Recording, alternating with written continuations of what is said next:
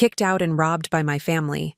I went to my ex's house as my last hope. His new wife opened the door. Inside, the stepson who I raised as my own was on his knees, cleaning the floor. "Faster, you useless burden!" she screamed. My despair turned into fury, and what I did next made that woman regret the day she was born. I'm glad to have you here. Follow my story until the end, and comment the city you're watching from, so I can see how far my story has reached. My name is Helena Martinez, and at 65 years old, I learned that blood doesn't always mean family. I'm sitting here in a coffee shop, the only warm place I could find, trying to make sense of how my own son could look me in the eye and steal everything I had worked for my entire life. It started 3 months ago with a phone call that should have filled me with joy. "Mom, we need to talk about organizing the family documents," David said, his voice unusually serious. "Vanessa thinks it would be smart to get everything in order, for tax purposes." I should have paid attention to how he said Vanessa thinks. My daughter-in-law had always been the one making decisions in their marriage, but I'd learned to keep my mouth shut. Happy wife, happy life, as they say. "Of course, sweetheart," I replied, stirring my afternoon tea. "What do you need me to do?" "Just come over this weekend." Vanessa found a financial advisor who specializes in family estates. "He'll explain everything." The way he said it, so casual, so caring, I actually felt grateful. Here was my son, thinking about my future, making sure I was taken care of. After losing my husband Miguel 15 years ago, David was all I had left. Well, him and the memories of a boy I'd loved like my own, but that's another story. Saturday morning, I dressed in my best navy dress and drove to their suburban home, the house I'd helped them buy with the down payment from Miguel's life insurance. The irony wasn't lost on me later. Vanessa greeted me at the door with her perfect smile, the kind that never quite reached her eyes. She was always put together, always calculating. "Helena, come in. Mr. Davidson is already here." Mr. Davidson turned out to be a young man in an expensive suit who spoke in terms I didn't fully understand. Trust funds, asset transfers, tax optimization. The papers were spread across David's dining table like a financial maze. "Mrs. Martinez," he explained, "your son and daughter-in-law want to ensure your assets are protected. By transferring everything into a family trust, you'll avoid significant tax burdens." I looked at David, sitting across from me with that earnest expression I'd seen since he was a boy asking for permission to stay up late. "Is this really necessary?" "Mom, it's the smart thing to do," he said, reaching across to squeeze my hand. "Everything stays in the family. You'll still have access to everything you need." Vanessa nodded enthusiastically. "Think of it as insurance, Helena. God forbid anything happens to you. But this way, there won't be any legal complications." The way she said "God forbid" made my skin crawl, but I pushed the feeling aside. These were my children. Or at least, this was my son and the woman he loved. They wouldn't hurt me. I signed papers for 2 hours, page after page, with Mr. Davidson pointing to signature lines and explaining clauses I didn't understand. David kept reassuring me. Vanessa brought me coffee and smiled that perfect smile. "Just a few more, Mom," David said when I started feeling overwhelmed. "We're almost done." When it was over, Mr. Davidson packed up his briefcase with the efficiency of someone who'd done this many times before. "Congratulations," he told all of us. "Your family estate is now properly structured." I went home that day feeling lighter somehow, like I'd done something responsible. Something Miguel would have been proud of. The first sign something was wrong came 2 weeks later when I tried to pay my property taxes. My bank account was frozen. I called the bank, certain it was some kind of mistake. "I'm sorry, Mrs. Martinez," the representative said after putting me on hold for 20 minutes. "The account shows a legal hold due to asset transfer. You'll need to contact the trust administrator." Trust administrator. The phrase sent a chill down my spine. I called David immediately. "Oh, Mom, don't worry about that," he said, his voice distracted. "I'll take care of the property taxes. That's the whole point of the trust, remember? To make things easier for you." But it didn't feel easier. It felt like I was disappearing. Over the next month, more accounts became inaccessible. My savings, my retirement fund, even the small investment account Miguel had left me. Every time I called David, he had an explanation that sounded reasonable but felt wrong. The trust needs time to process everything, Mom. It's temporary. Vanessa's handling the financial transition. She's better with numbers than I am. Don't you trust us? That last question haunted me. Of course I trusted them. They were family. The final blow came on a Tuesday morning that started like any other. I was watering the geraniums on my front porch when David's car pulled into my driveway. He wasn't alone.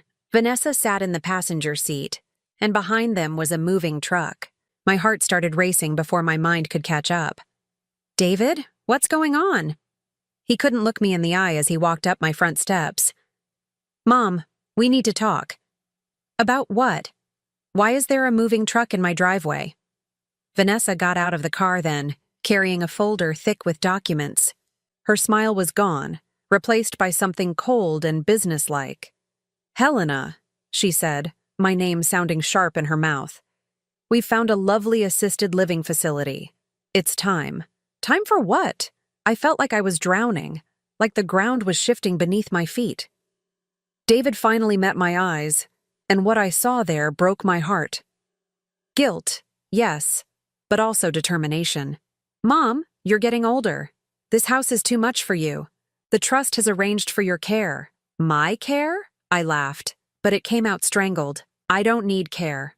I'm perfectly fine. Vanessa opened her folder, pulling out papers with an efficiency that suggested she'd been planning this for a long time. The trust documents you signed give us power of attorney for health and financial decisions. We've determined that supervised care is in your best interest. The words hit me like physical blows. Supervised care, power of attorney, best interest. I didn't sign anything about assisted living, I said, my voice getting stronger with panic. I would never agree to that. Page 47, Section C, Vanessa said without emotion. Guardian authorization for residential placement when deemed necessary by the trust administrators. She might as well have been speaking a foreign language, but David translated it for me with his silence. They were taking my home. They were taking everything. You can't do this, I whispered, looking at my son, the boy I'd raised, the man I'd sacrificed everything for. This is my home. Miguel and I built this life together. Mom, David said, and his voice cracked just a little. You'll be taken care of. The facility is really nice. You'll make friends. I don't want friends. I want my home. I want my life. But the moving men were already getting out of the truck, and Vanessa was directing them toward my front door like she owned the place, which I was beginning to realize she did. The next 3 hours were the longest of my life. I watched strangers pack up 40 years of memories into cardboard boxes, while my son avoided my eyes and his wife supervised with the clipboard efficiency of a hostile takeover. Where are my photo albums going? I asked, when I saw them loading the box containing pictures of David's childhood, of Miguel and me, of all our family vacations. Storage, Vanessa said without looking up from her checklist. The facility has limited space for personal items. Those are my memories, and they'll be safe in storage until you're ready for them. But we both knew I would never be ready for them, because I would never be allowed to have them. As the truck pulled away with my entire life inside it, David handed me a small suitcase. I packed some clothes for you, Mom. Essentials. Essentials. 65 years of life reduced to essentials that fit in one small bag. The assisted living facility was exactly as nice as David had promised, and exactly as soul-crushing as I'd feared. Clean hallways, friendly staff, activities designed to keep elderly minds busy. A place where people went to wait. But I only stayed one night. The next morning, while the staff was busy with breakfast service, I walked out the front door with my small suitcase and started down the street. I had nowhere to go, no money to my name, and no family left to call. That's when the memory hit me.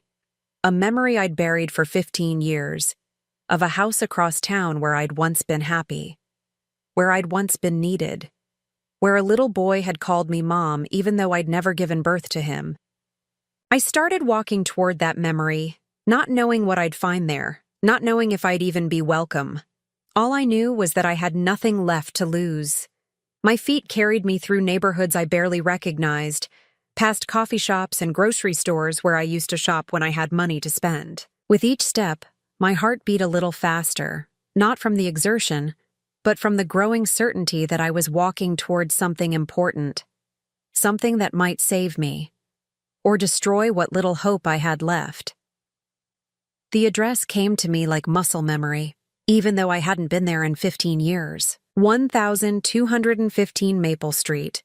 I could have found it in my sleep, could have drawn you a map of every crack in the sidewalk leading up to that blue house with white shutters. As I walked, my suitcase growing heavier with each block, I let myself remember what I'd spent years trying to forget. Miguel had been gone for 6 months when I met Ricardo at the grocery store. I was standing in the cereal aisle, staring at boxes of Lucky Charms and wondering why they even made family-size packages anymore, when this man with kind eyes and graying temples asked if I was all right. "You look like someone who's lost," he said, and his voice was so gentle that I almost started crying right there between the Cheerios and the Frosted Flakes. "I think I am," I admitted, which was more honesty than I'd given anyone in months. That's how it started. With truth in a grocery store aisle and a man who didn't run away from a widow's grief. Ricardo Molina was 48 then, 3 years younger than me, with calloused hands that spoke of honest work and a smile that made my chest feel less hollow. He was a carpenter, divorced, trying to raise his 7-year-old son alone after his ex-wife died in a car accident. "Lucas is having a hard time," he told me on our third coffee date, stirring sugar into his cup with nervous fingers. "He barely talks anymore. Won't eat dinner unless I sit right next to him. I don't know what I'm doing wrong." I thought about David, how he'd been after his father died, how he'd crawled into my bed every night for 3 months, how he'd stopped laughing at cartoons, how he'd asked me every morning if I was going to die too. "You're not doing anything wrong," I said. "He's scared. When someone that important disappears from your life, the whole world feels dangerous." Ricardo looked at me like I'd just solved some impossible puzzle. "Would you like to meet him? Maybe you could help me understand him better." I should have said no. I was still raw from losing Miguel, still figuring out how to be Helena instead of Helena and Miguel. But something about the way Ricardo talked about his son reminded me of how lost I'd felt trying to navigate David's grief alone. Lucas was smaller than I'd expected, all knees and elbows and dark hair that fell into eyes that looked too old for his face. He hid behind his father when Ricardo introduced us, peeking out like a curious animal. "Hi, Lucas," I said, crouching down to his level. "Your dad tells me you like dinosaurs." He nodded without speaking, then disappeared into his room. "See?" Ricardo said, running his hands through his hair. He used to talk my ear off about pterodactyls and velociraptors. Now I can barely get him to say good morning, but I'd seen something in Lucas's eyes, a spark of interest when I mentioned dinosaurs. "Give me 5 minutes with him," I said. I found Lucas in his bedroom, surrounded by plastic dinosaurs arranged in elaborate battle scenes. He looked up when I knocked on his door frame, but didn't tell me to go away. "Wow," I said, sitting cross-legged on his carpet. "This is quite a war you've got going here." "The T-Rex is winning," he said quietly. "T-Rex usually does. They're pretty scary." Lucas picked up a small triceratops, turning it over in his hands. "My mom used to play dinosaurs with me. She was always the plant eaters because she said they were nicer." My heart clenched. "What happened to her?" "She went to heaven in a car crash." His voice was matter of fact, the way children talk about things too big for them to understand. "Daddy says she can see me, but I can't see her." I thought about Miguel, about all the nights I'd talked to his empty pillow, about how David had asked me why Daddy couldn't just come back for Christmas. "That's the hardest part," I said carefully. "Missing someone who can't miss you back." Lucas looked up at me with those 2 old eyes. "Do you miss someone?" "Yes, my husband. He died too, but not in a car crash. His heart just got too tired." We sat there for a moment, 2 people who understood loss in the way that only people who've lived it can understand it. "Want to help me set up a dinosaur rescue mission?" I asked. That's how it began. With dinosaurs and shared grief, and a little boy who desperately needed a mother figure, even if he couldn't say it out loud. Within 3 months, I was spending more time at Ricardo's house than at my own. Not because Ricardo asked me to, but because Lucas did, in the wordless way that children ask for things they need. He started talking again first. Little comments about school, about the kids in his class, about whether I thought velociraptors could really run 30 miles per hour. Then he started eating dinner without being coaxed, started sleeping through the night, started laughing at silly jokes. "You're magic," Ricardo told me one evening as we watched Lucas chase fireflies in the backyard. I'd forgotten he could be this happy. "I'm not magic," I said. "I'm just someone who remembers what it feels like to be 7 and scared." But maybe I was a little magic, because Lucas started calling me Mom. Not right away, and not officially. It started as an accident, a slip of the tongue when he was excited about a new book we were reading together. "Mom, look at this picture of a stegosaurus." Then he'd catch himself, look embarrassed, mumble, "I mean Helena." "It's okay," I told him after the third time it happened. "You can call me whatever feels right." "What if I called you Mom and Helena? Would that be okay?" I looked at this sweet boy who'd somehow healed parts of my heart I didn't know were broken, who made me remember what it felt like to be needed for something other than grief management. "That would be perfect," I said. Ricardo and I never officially lived together, but I might as well have. I had my own key, my own drawer in his dresser, my own spot at their dinner table. I packed Lucas's lunches, helped with homework, read bedtime stories, attended parent-teacher conferences. For 5 years, I was the mother Lucas needed, and he was the child who made me feel whole again. David was grown by then, busy with college and his own life, but Lucas needed me in the immediate, consuming way that only children can need someone. I taught him to tie his shoes, to ride a bike without training wheels, to make pancakes on Saturday mornings. I kissed scraped knees, helped with science projects, cheered at Little League games. I was there for his first day of middle school, his first heartbreak, his first A on a math test he'd studied weeks for.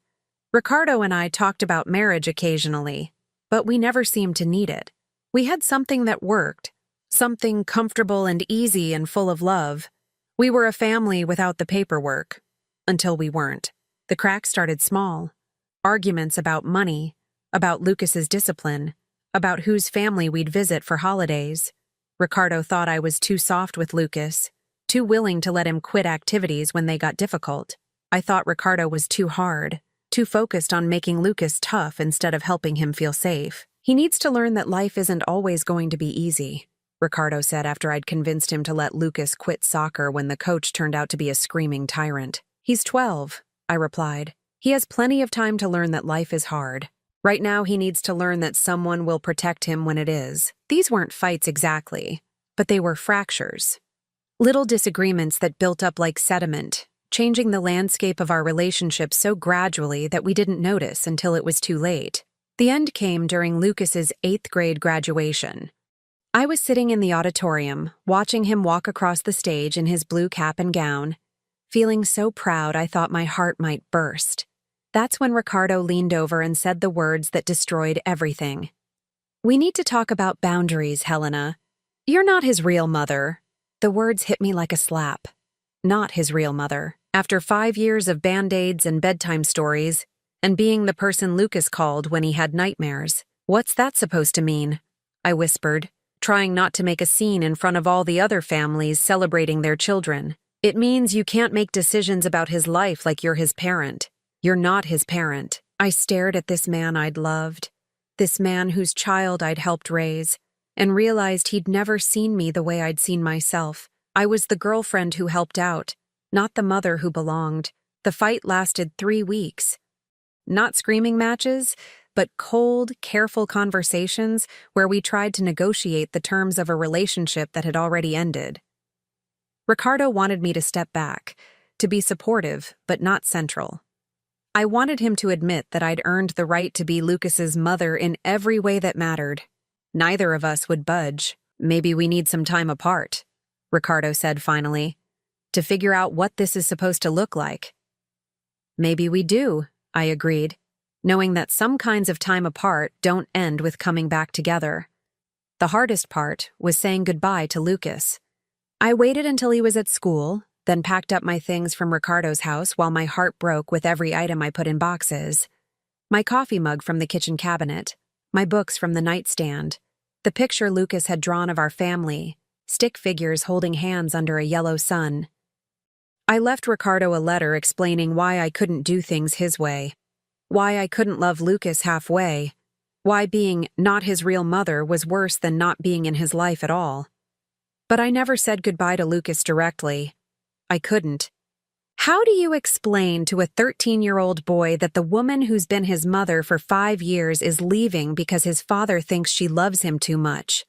I just disappeared, the same way his birth mother had, except I chose to go. For 15 years, I wondered if he hated me for it. For 15 years, I carried the guilt of abandoning a child who'd already been abandoned once. For 15 years, I forced myself not to drive by their house, not to call, not to check if he was okay. Now, walking toward that blue house with my life packed into one small suitcase, I realized that guilt had been eating me alive all these years. The what-ifs had become their own kind of prison. What if Lucas had needed me and I wasn't there? What if he'd gotten hurt and no one kissed it better? What if he'd graduated high school and wondered why the woman who'd helped him with algebra homework for 3 years didn't care enough to be there?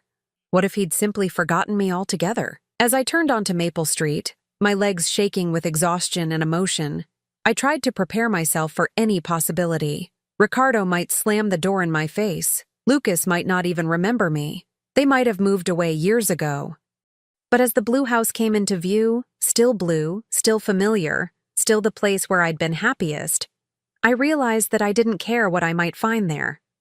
I just needed to know that the boy I'd loved like my own had grown up safe and loved, even if it was by someone else, even if he'd forgotten me completely, even if showing up at his door was the most selfish thing I'd ever done. Standing in front of that blue house after 15 years felt like stepping into a dream I wasn't sure I wanted to wake up from. The white shutters were faded now, and the front garden that Ricardo had always kept so neat was overgrown with weeds. But it was still the same house where I'd been happy, where I'd felt like I belonged. My hands shook as I reached for the doorbell. What was I going to say? Hello? I'm the woman who abandoned your family 15 years ago, and now I need help? Hi. Remember me? The one who disappeared without saying goodbye to your son. I pressed the button and heard the familiar chime echo inside. Footsteps approached, lighter than Ricardo's had ever been, clicking on what sounded like high heels. The door opened to reveal a woman I'd never seen before. She was younger than me, probably mid-40s, with perfectly styled blonde hair and makeup that looked like she was ready for a photo shoot. Her clothes were expensive, the kind of designer outfit that cost more than I used to spend on groceries in a month. Yes? She said, looking me up and down with obvious distaste. Her eyes lingered on my worn coat, my small suitcase, the way I was clearly a woman with nowhere else to go. I'm sorry to bother you, I began, my voice sounding smaller than I'd intended. I'm looking for Ricardo Molina. Does he still live here? Her expression shifted from annoyance to something colder. Who's asking? My name is Helena Martinez. I used to be. I was friends with Ricardo, and his son Lucas. The woman's eyes narrowed. Friends, she repeated, like the word tasted bitter in her mouth. What kind of friends? I felt heat rise in my cheeks. This wasn't how I'd imagined this conversation going. We were close. Years ago. I helped raise Lucas when he was younger. Oh, she said, and suddenly her whole demeanor changed. A cruel smile spread across her face. You're the one who ran away, Helena. Lucas used to cry for you, you know, for months after you left. The words hit me like a physical blow. Lucas had cried for me, the boy I'd loved and left, the child I'd convinced myself would be better off without me, had cried when I disappeared from his life. I need to see Ricardo, I said, trying to keep my voice steady. Is he here? The woman laughed, a sound like breaking glass. Ricardo's been dead for 2 years, sweetie. Heart attack. Very sudden. Very convenient. Dead. The word echoed in my head like a bell tolling. Ricardo was dead, and I'd never gotten the chance to apologize, to explain, to tell him that leaving had been the hardest thing I'd ever done. "I'm sorry," I whispered. "I didn't know." "Of course you didn't know. You weren't here. You ran away and never looked back." She leaned against the doorframe, studying me like I was an interesting insect. "I'm Carla, by the way, Ricardo's widow. Well, his last wife anyway. Last wife." The words stung more than they should have. Of course Ricardo had remarried. Of course he'd found someone else. Someone who wouldn't disappear when things got complicated. "Is Lucas here?" I asked. "I'd like to see him, if that's possible." Carla's smile grew wider, more predatory. "Oh, Lucas is here. He's always here. Where else would he be?" Before I could ask what she meant, a sound from inside the house made my blood freeze. It was a voice, raised in anger, echoing through the rooms I'd once known so well. I said faster, "You worthless burden. Do I have to do everything myself?" It was Carla's voice, but harsher, crueler than the artificially sweet tone she'd been using with me. And underneath it, I heard something that made my heart stop. "Sorry, I'm sorry. I'll finish it. Lucas." That was Lucas's voice, older and deeper than the 13-year-old boy I'd left behind, but unmistakably him. And he was apologizing, the way I'd heard children apologize when they were afraid. I pushed past Carla without asking permission, following the sound of voices toward the kitchen. What I saw there would haunt me for the rest of my life. Lucas was on his hands and knees on the kitchen floor, scrubbing tiles with a brush and bucket of soapy water. But this wasn't the Lucas I remembered. This was a young man, maybe 28 years old now, but he looked older, worn down by something I couldn't name. His clothes were old and ill-fitting, his hair too long and unkempt, his shoulders curved inward like he was trying to make himself smaller. And standing over him, arms crossed and expression disgusted, was Carla. "You missed a spot," she said, pointing to an area of floor that looked perfectly clean to me. "And when you're done with that, the toilets need scrubbing. The guest bathroom is disgusting." Lucas looked up to respond, and that's when our eyes met. I watched 15 years collapse in his face. The little boy I'd loved, the teenager I'd abandoned, the man he'd become all flickered across his features in the space of a heartbeat. His mouth opened, but no sound came out. "Helena?" he whispered finally, his voice breaking on my name. I couldn't speak, couldn't breathe. This beautiful, kind boy who used to make me pancakes on Saturday mornings was on his knees, being treated like a servant in his own father's house. "What are you doing here?" Carla demanded, but I barely heard her. All I could see was Lucas, still kneeling on the floor, looking at me like he'd seen a ghost. "Lucas," I said, finding my voice. "What's happening here?" He started to answer, but Carla cut him off. "Nothing that's any of your business. You lost the right to ask questions about this family when you abandoned them. Abandoned them." The word hung in the air between us like an accusation. And maybe it was true. Maybe I had abandoned them. But looking at Lucas now, seeing the fear in his eyes, the way he flinched when Carla raised her voice, I knew that whatever I'd done 15 years ago was nothing compared to what was happening to him now. "Lucas, stand up," I said firmly. "Please." He looked at Carla, asking permission with his eyes. The fact that he needed permission broke my heart all over again. "He's busy," Carla said. "He has chores to finish." Unlike some people, Lucas understands the value of hard work. "This isn't hard work," I said, my voice getting stronger with anger. "This is abuse." Carla laughed. "Abuse? Lucas has a roof over his head, food to eat, clothes on his back. All he has to do is earn his keep. Some of us believe in personal responsibility." I looked around the kitchen, really looked this time. The counters were spotless, the appliances gleaming, the floor clean enough to eat off of. This wasn't about cleaning. This was about power, about keeping Lucas down, about making him feel worthless. "How long has this been going on?" I asked Lucas directly, ignoring Carla completely. "Since Dad died," he said quietly, still not standing up. "It's okay, Helena. Really. I don't mind helping out." Helping out. As if scrubbing floors on his hands and knees was just lending a hand around the house. "Where's your room?" I asked, dreading the answer. Lucas glanced at Carla again. That same look of asking permission. In the basement. It's fine. It's warm down there. The basement. They had him living in the basement like he was some kind of unwanted relative, some burden to be hidden away. This is his father's house, I said to Carla, my voice rising.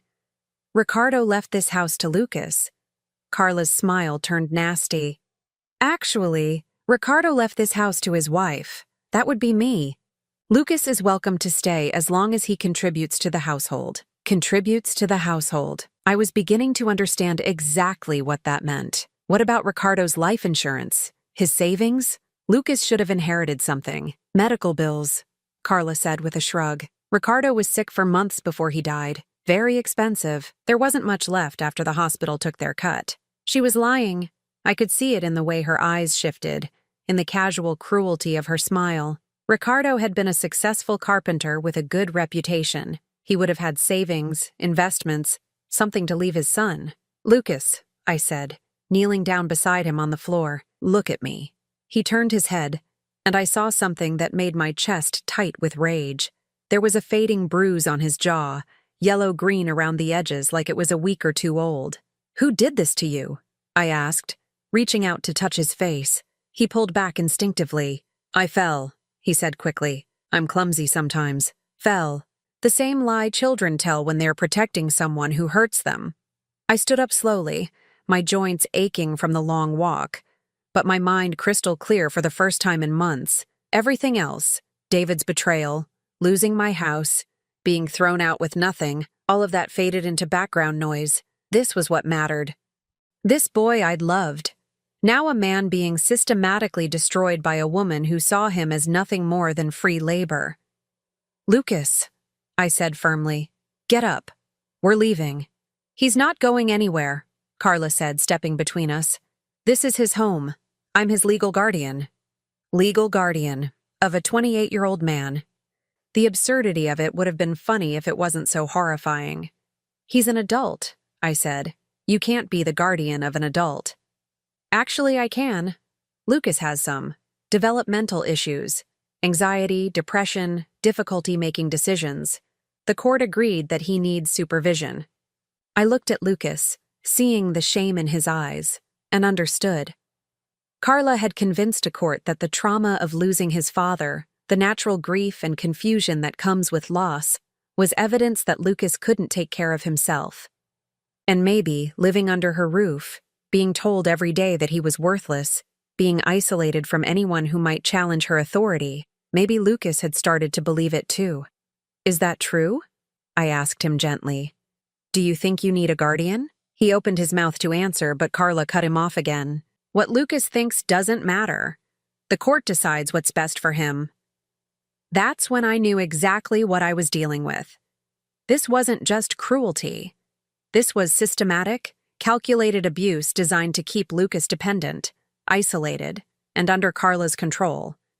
And it was about to end.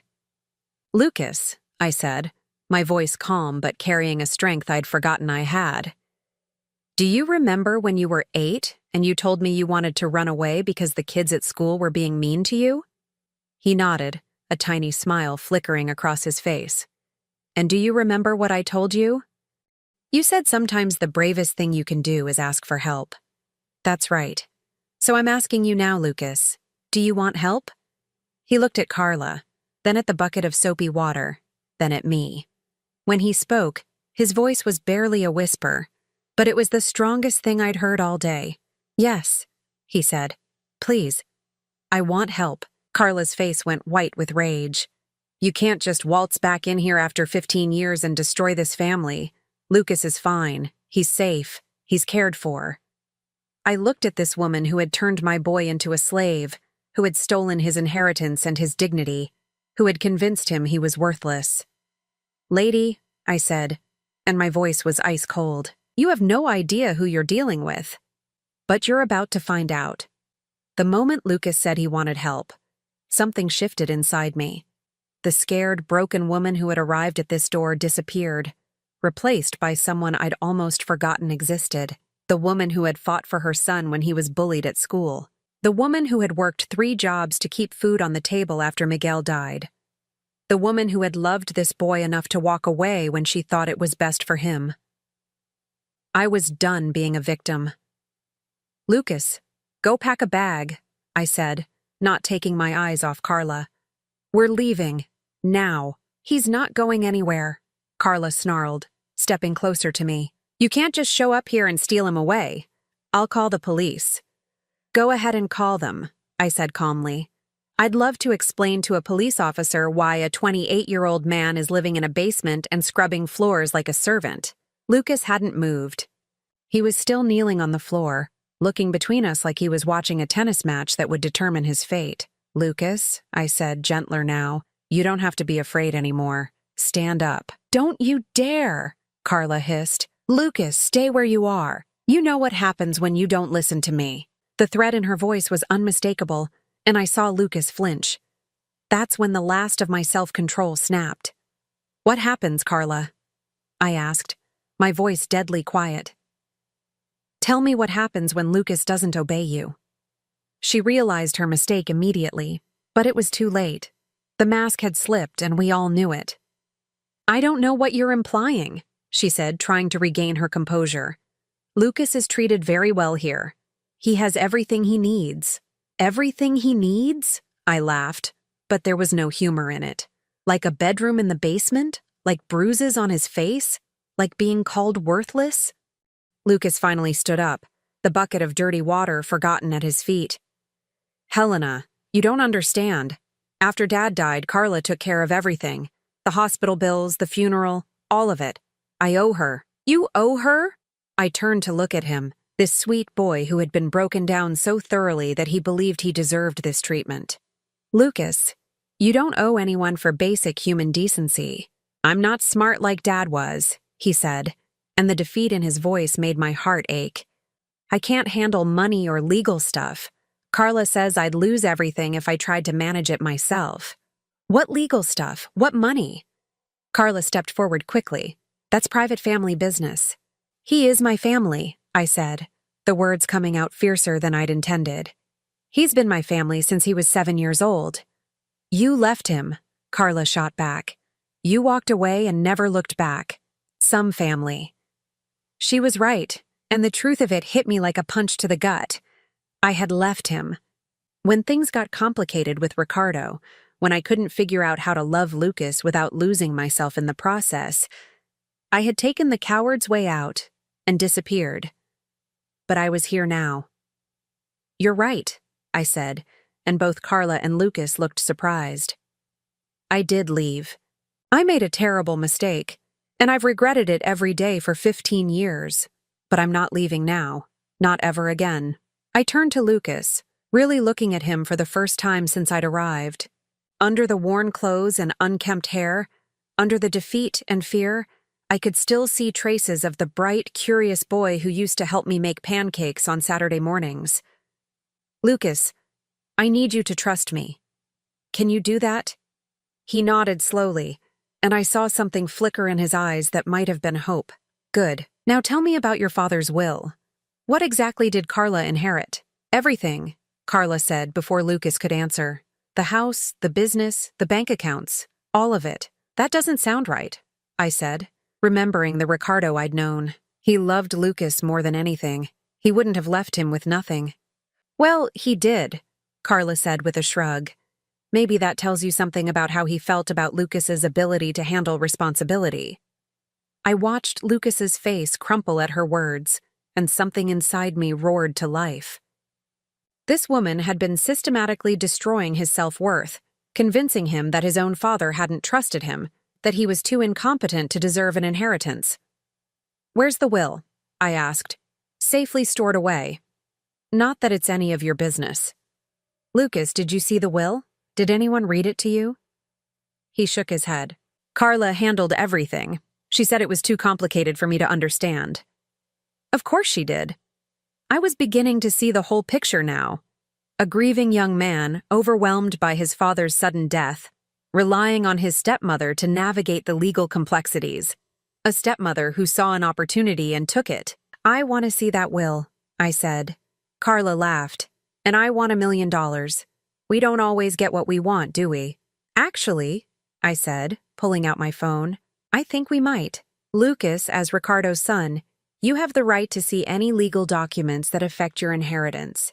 If Carla won't show them to you, we can get a court order. You can't afford a lawyer, Carla said. But I heard uncertainty in her voice for the first time. She was wrong about that. Before I'd married Miguel, before I'd become a housewife and mother, I'd worked as a paralegal for 15 years. I knew my way around the legal system, and more importantly, I knew when someone was hiding something. I don't need to afford one, I said. Probate records are public. I can look up Ricardo's will myself.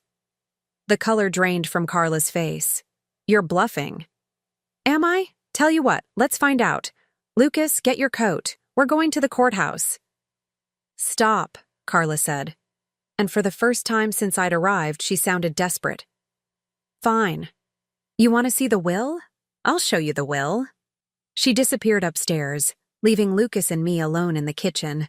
I wanted to hug him, to tell him everything was going to be okay, but I could see how fragile he was, how years of abuse had taught him not to trust good things. I'm scared, he said quietly, and his honesty broke my heart. I know you are, but Lucas, you're not a little boy anymore. You're a grown man and you have rights. You don't have to live like this. What if she's right? What if I really can't take care of myself? I looked at this gentle soul who had been convinced he was worthless and saw the truth that Carla had been hiding. Lucas wasn't incompetent. He was traumatized. There's a difference. Do you remember? I said softly. When you were 10 and you saved up your allowance for 3 months to buy your dad a new hammer for Father's Day? He nodded, a small smile touching his lips. And you did all that research to find the best one? And you comparison shopped at 4 different stores to get the best price? Dad loved that hammer, he said, and his voice was stronger. That's right.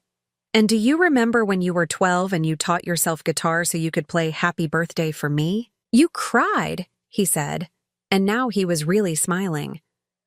I cried because I was so proud of you. Lucas, smart isn't just about handling money or understanding legal documents. Smart is about being kind and thoughtful and determined. And you've always been the smartest person I know in all the ways that matter. We heard Carla's footsteps on the stairs, and Lucas's expression grew guarded again. She appeared with a folder in her hands, but her demeanor had changed. She looked nervous now, like someone who had been caught in a lie and was trying to figure out how to get out of it. Here, she said, thrusting the folder at me. The will. See for yourself. I opened the folder and immediately knew something was wrong. There were too many pages, too many different documents, too many things that looked like they'd been signed at different times. This is a lot of paperwork for a simple will, I said, scanning the first page. Ricardo's affairs were complicated, Carla said quickly. There were business assets, insurance policies, investment accounts. I kept reading, using the skills I'd learned during my paralegal years to parse the legal language.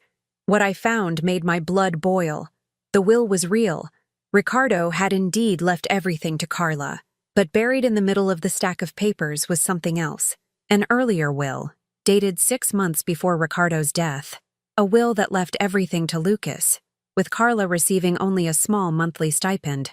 Lucas, I said, holding up the earlier document, look at this. He took the paper with trembling hands, and I watched his face change as he read it. I don't understand, he said. This says Dad left me the house, the business, everything. That's an old will, Carla said quickly. Your father changed his mind before he died. The newer one is legally binding. Why would he change his mind? I asked, studying the dates on both documents. What happened in those 6 months? He realized Lucas wasn't ready for that kind of responsibility, Carla said, but she wouldn't meet my eyes. I looked more closely at the signatures on both wills. I wasn't a handwriting expert, but I'd seen Ricardo's signature hundreds of times when we were together. The signature on the newer will looked different, shakier, like it had been signed by someone who was very sick or very scared. Lucas, I said carefully, was your father sick before he died? I mean, really sick. In the hospital sick? The last 3 months. Lucas said. He had pneumonia, and then his heart got weak. He was in and out of the hospital a lot. 3 months. The newer will was dated just 2 weeks before Ricardo's death, when he would have been at his sickest and most vulnerable. Who was with him when he signed this? I asked Carla. I was, of course. I was his wife. I took care of everything. I bet she did. I was beginning to see exactly how she'd taken care of everything. Lucas, I think your stepmother convinced your father to change his will when he was too sick to think clearly. I think she manipulated a dying man into disinheriting his own son. That's a serious accusation, Carla said, but her voice was shaking. You can't prove any of that. Maybe not, I said, but I know someone who can. Lucas, we're going to contest this will. We're going to get you what your father really wanted you to have. You can't, Carla said desperately. There's no money for lawyers. Lucas can't afford to fight this. I smiled, and it wasn't a nice smile. Carla, you've made 2 big mistakes. First, you assumed I was just some helpless old woman with nowhere to go. Second, you forgot that I spent 15 years working in law offices. I pulled out my phone again. I'm calling my old boss. He owes me a favor, and he specializes in elder abuse cases. Did you know that coercing someone to change their will while they're mentally incapacitated is a felony? Carla's face went white. You can't prove he was mentally incapacitated. Actually, I can. Lucas, do you have your father's medical records from those last 3 months? He nodded. They're in a box in my room. Carla said I needed to keep them for insurance purposes. Perfect. Those records will show exactly what kind of medication he was on, what his mental state was like, whether he was capable of making major legal decisions. I turned back to Carla, who was looking more panicked by the minute. Here's what's going to happen, I said, my voice calm but implacable. You're going to leave this house. Today. And you're going to sign over everything that rightfully belongs to Lucas. Or I'm going to take you to court and expose exactly what kind of person you are. This is extortion, she said weakly. No, I replied. This is justice. There's a difference. Lucas was staring at me like I'd just grown wings. Helena, I don't understand. How do you know all this legal stuff? I took his hand, this boy I'd loved and left and found again. Because before I was your mom, I was someone who fought for people who couldn't fight for themselves. And I never forgot how to do that. For the first time in 15 years, I felt like myself again. The woman who had loved Lucas enough to leave him was gone. The woman who would fight the world to protect him was here to stay. The next hour was the longest and most important of my life. While Lucas went to gather his father's medical records, I sat at the kitchen table with Carla, watching her facade crumble piece by piece. The perfectly put-together woman who had answered the door was gone, replaced by someone desperate and cornered. You don't understand, she said, her voice taking on a whining quality I hadn't heard before. I loved Ricardo. I took care of him when he was dying. I was the one who sat by his hospital bed every night. And you were also the one who convinced him to sign away his son's inheritance when he was too sick to think straight, I replied, spreading the documents across the table. I was studying the wills more carefully now, using the knowledge I'd gained during my years as a paralegal.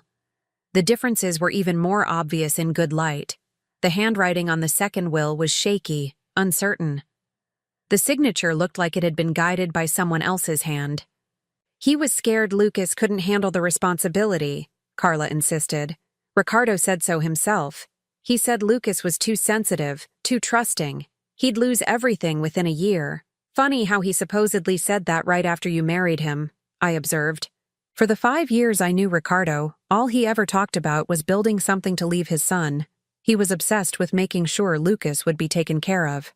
People change, she said weakly. Yes, they do. Especially when someone is manipulating them. Lucas appeared in the doorway carrying a cardboard box, and I could see his hands shaking. I found them, he said, all of Dad's hospital records. I gestured for him to sit down beside me. Lucas, I need to ask you some hard questions about your father's last months. Can you do that? He nodded, though I could see the pain in his eyes. Tell me about his mental state. Was he confused? Did he have trouble remembering things? The medication made him foggy, Lucas said slowly. Sometimes he'd forget what day it was, or he'd think I was still 13 years old. The doctors said it was normal with the drugs they were giving him for his heart. I looked at Carla, who had gone very pale. And who was making his medical decisions during this time? I was, Carla said quickly. As his wife, I had medical power of attorney. How convenient, I said. I pulled out one of the medical records and scanned it. Lucas, look at this date. This is 2 days before your father supposedly signed the new will. According to his chart, he was on morphine, Ativan, and 2 different heart medications that are known to cause confusion and disorientation. Lucas stared at the paper, and I watched understanding dawn on his face. Dad wasn't thinking clearly, not even close, I confirmed. A first-year law student could get this will thrown out based on these medical records alone.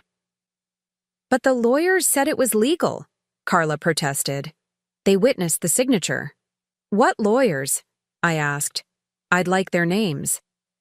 She hesitated just long enough to tell me she was lying. I don't remember their names. It was a while ago. Carla, in most states you need 2 disinterested witnesses for a will to be valid. That means 2 people who don't benefit from the document. Who witnessed Ricardo's signature? 2 nurses from the hospital, she said, but her voice was getting smaller. Nurses who worked for you? Who you might have influenced or paid. It wasn't like that. I was building my case methodically, the way I'd learned during my paralegal years. Every lie she told gave me more ammunition, more proof that this will was fraudulent. Lucas, I said, I want you to think carefully. In those last weeks, did your father ever say anything to you about changing his will? Did he ever mention wanting to leave everything to Carla? Lucas shook his head slowly. No. If anything, he kept talking about how I needed to learn to take care of the business. He said after he was gone, it would be my responsibility to carry on what he'd built. And yet supposedly, just 2 weeks later, he decided you were too incompetent to inherit anything. I told you, he realized Lucas wasn't ready, Carla said, but she sounded like a broken record now. I leaned back in my chair, studying her. This woman had taken everything from Lucas. Not just his inheritance, but his sense of self-worth. She'd convinced him he was worthless, that his own father hadn't trusted him. She'd isolated him, abused him, and stolen his future, and she'd done it all while he was grieving the loss of the only parent he had left. Here's what I think really happened, I said, my voice calm but implacable. I think you married a sick man for his money. I think you waited until he was too weak and confused to resist, and then you forced him to sign a will that cut out his son. I think you found 2 people who owed you favors to witness the signature, and I think you've spent the last 2 years systematically destroying Lucas's spirit so he wouldn't fight back. You can't prove any of that, Carla said, but her voice was shaking. Actually, I can. Lucas, do you remember the name of your father's original lawyer? The one who drew up the first will? Mr. Patterson, Lucas said immediately. Dad used him for years. He drew up the papers when Dad bought the business. I smiled. Perfect, Mr. Patterson will have copies of all communications with your father. He'll be able to testify about Ricardo's mental state and his intentions regarding his estate. I pulled out my phone. And since it's only 3 o'clock, his office should still be open. Wait, Carla said desperately. Wait, please. You don't understand. I'm not a bad person. I needed security. I'd never had anything before I married Ricardo. So you stole it from his son. I didn't steal anything. I took care of Ricardo when he was dying. I sat by his bed. I fed him. I cleaned him when he couldn't do it himself. Doesn't that count for something? I looked at this woman who was finally showing her true colors, and I felt something I hadn't expected. Not just anger, but pity. Carla, I said gently, if you'd taken care of Ricardo and been kind to his son, you would have had a place in this family forever. Lucas would have shared everything with you. He's that kind of person. Lucas nodded. I would have, he said quietly. If you'd just been nice to me, I would have taken care of you the way Dad would have wanted. Carla's face crumpled. and for a moment I saw the scared, insecure woman underneath all the manipulation and cruelty. But instead, I continued, you chose to be greedy.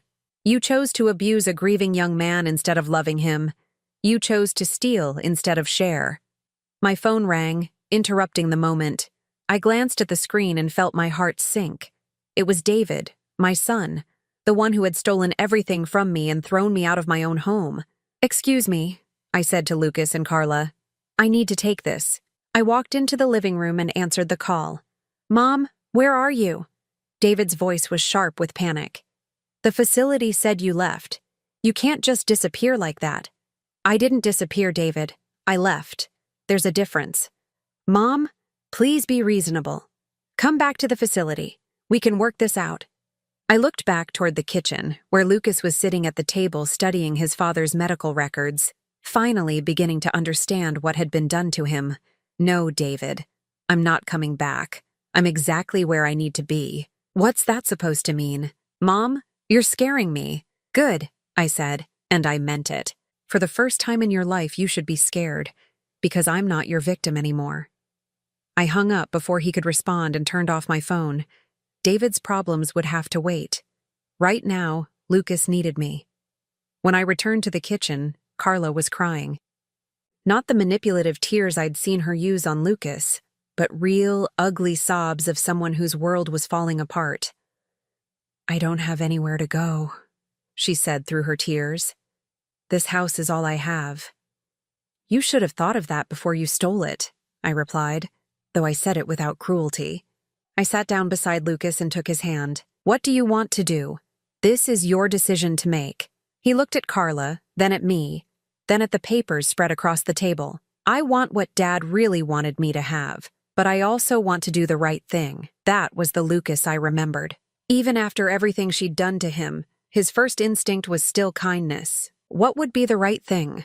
I asked, curious to hear his answer. Dad's will left Carla $500 a month for life. If I get everything back, I'd still honor that. It's what Dad wanted. $500 a month. A safety net, but not a fortune. Enough to live modestly, but not enough to live in luxury at someone else's expense. Carla looked up sharply. $500 a month? That's nothing. I can't live on that. It's more than Lucas has been living on, I pointed out. How much allowance have you been giving him? She didn't answer, which was answer enough. Here's my offer, I said to Carla. You sign over the house, the business, and all of Ricardo's assets to Lucas, where they belong. In return, Lucas will honor the original will and pay you $500 a month for the rest of your life. You'll have 1 week to pack your things and find somewhere else to live. And if I refuse? I smiled, and it wasn't entirely pleasant. Then I call Mr. Patterson. We contest the will in court, and I make sure everyone in this town knows exactly what kind of person you are. You'll get nothing, and you'll face criminal charges for elder abuse and fraud. Carla sat in silence for a long moment, weighing her options. Finally, she looked up at Lucas. You'd really pay me $500 a month? Even after everything I've done? Lucas nodded. It's what Dad wanted. I won't go back on his word. But you're not required to let her abuse you anymore, I added firmly. She takes the money and leaves you alone, or the deal is off. Carla wiped her eyes and straightened her shoulders. For the first time since I'd met her, she looked almost human.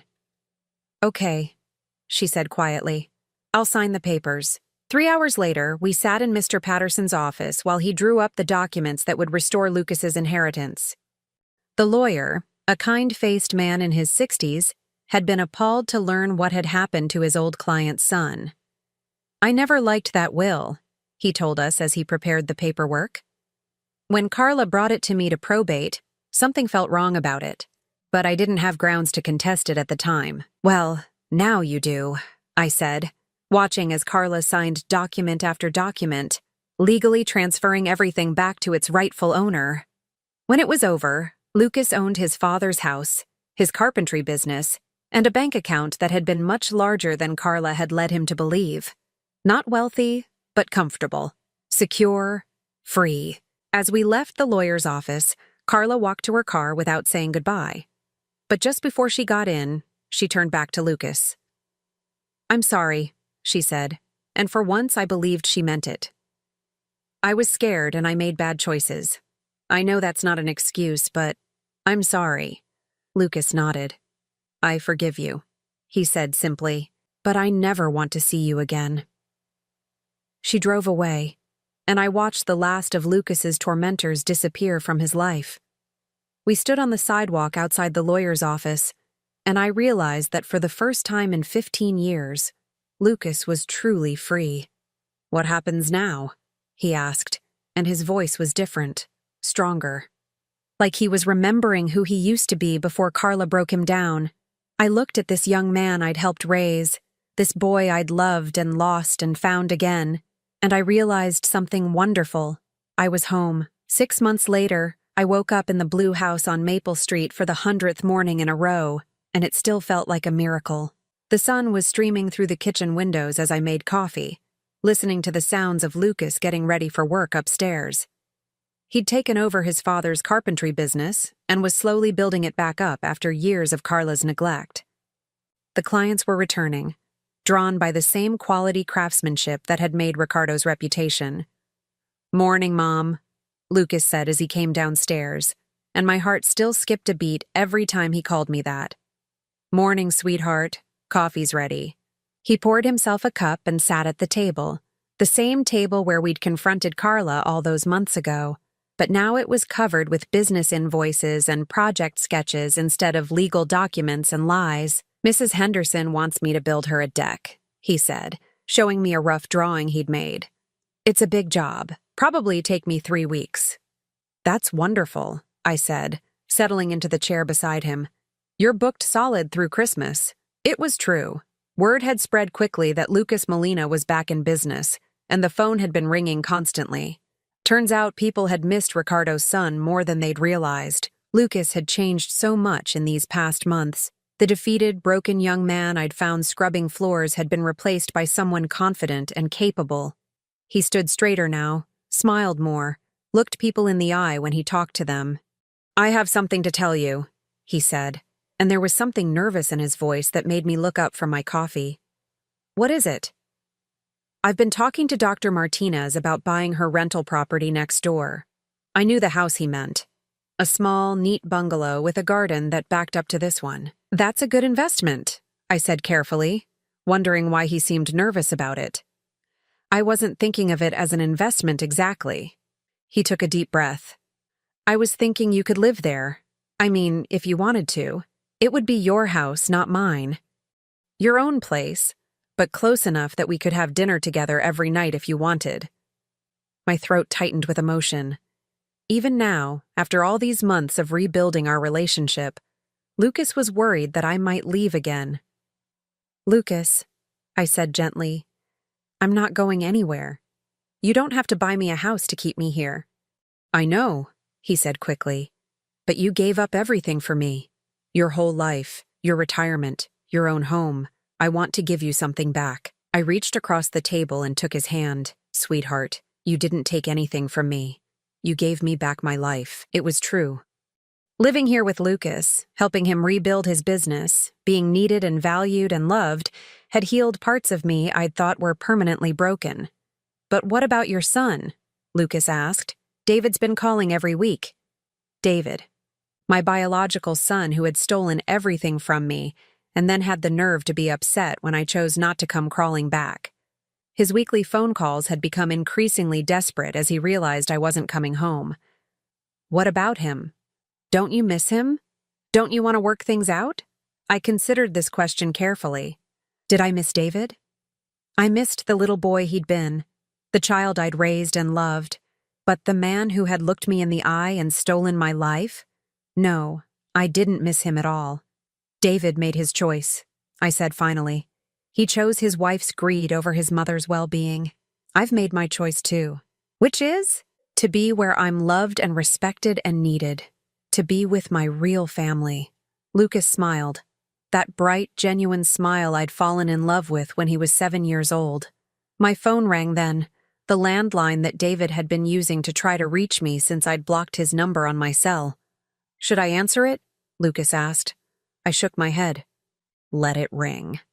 We sat in comfortable silence while the phone rang and rang, then finally stopped.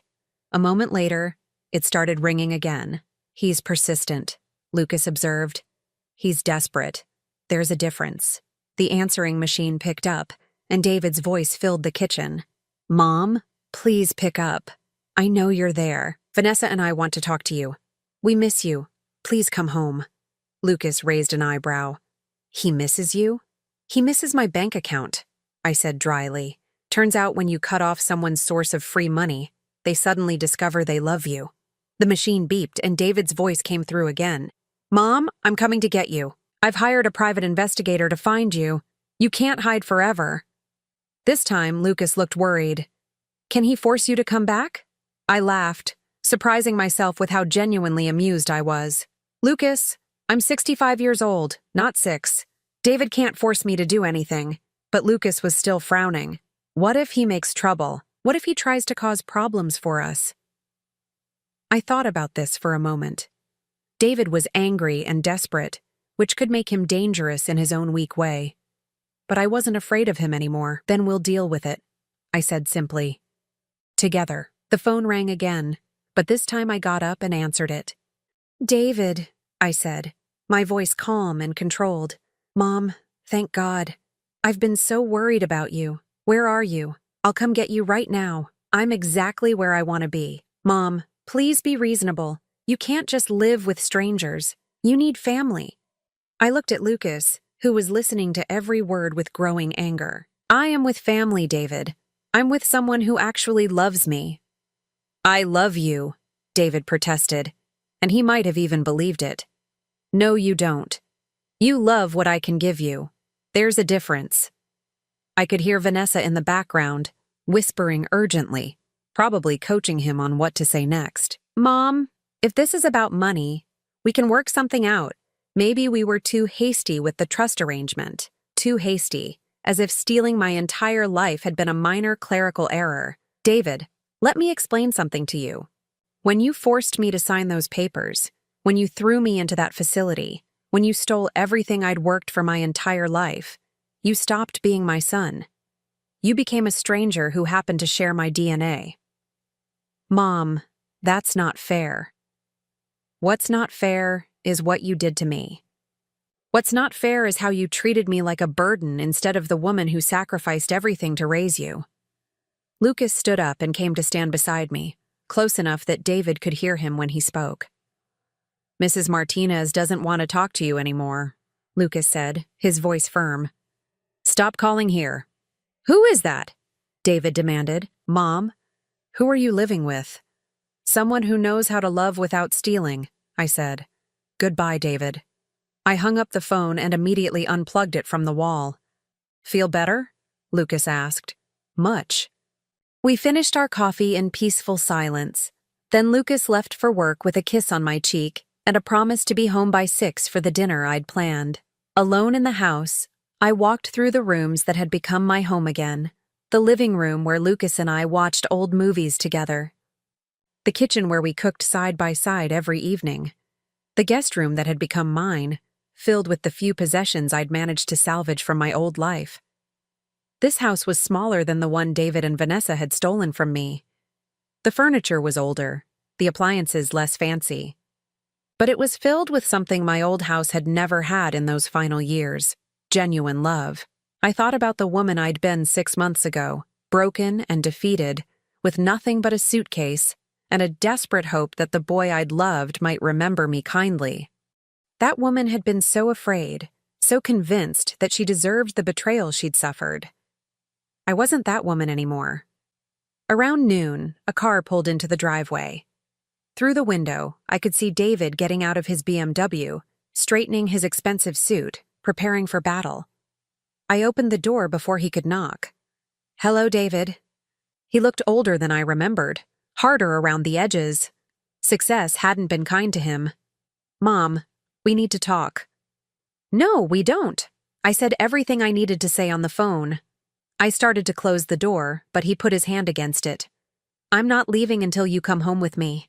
I opened the door wider and stepped onto the porch, making it clear I wasn't inviting him in. "This is my home now." He looked around dismissively at the modest neighborhood, the older houses, the working-class cars in the driveways. This? Mom, you're living in some stranger's house like a charity case. I'm living in my son's house as his mother. There's a difference. Your son? David laughed harshly. Mom, I'm your son, not some random guy you used to babysit. You stopped being my son the day you chose money over family. I saw hurt flash across his face, but it was quickly replaced by anger. Fine. If that's how you want to play it, I'll get a court order. You're clearly not competent to make decisions about your own welfare. I smiled, and it must have been a dangerous smile, because David actually took a step back. David, I want you to think very carefully about what you just said. You want to get a court order declaring me incompetent? If that's what it takes. Based on what evidence? That I chose to live somewhere I'm loved instead of somewhere I'm exploited? That I walked away from people who stole from me? That I found happiness after you tried to destroy my life? His face was getting red, the way it used to when he was a child and couldn't get his way. You can't just disappear and pretend we're not family.